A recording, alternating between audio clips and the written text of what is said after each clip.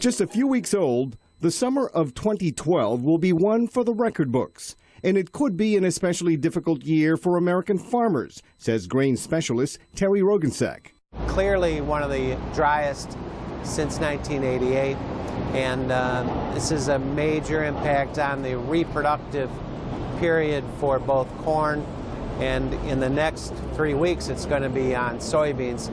The hot, dry conditions could have a dramatic impact on yields. Without relief soon, farm owner Matt Hughes could lose as much as a third of his crops.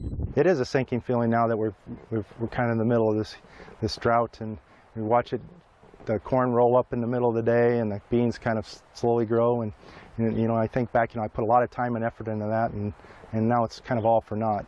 Smaller yields mean higher prices. Corn futures have already surged more than 30% since May, and soybean is up more than 20%. That will mean higher prices for bread, dairy products, and meat, but not just for American consumers. Srinivas Thiruvadantai is an economist with the Jerome Levy Forecasting Center.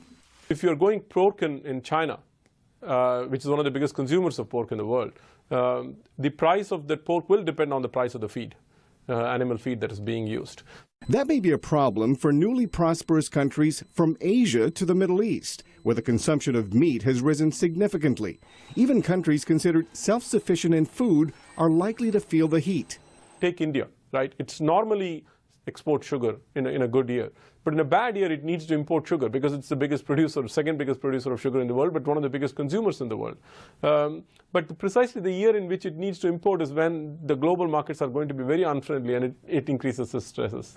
Economic and political instability around the world will only exacerbate the problem. Without rain or a let-up from the unrelenting heat in much of the U.S. Farm Belt, Thiruvadantai has not ruled out the possibility of food shortages or rationing, perhaps even hunger in some countries. Countries that have grown dependent on steady and abundant supplies from the world's largest food exporter. Milar Sega, VOA News, Washington.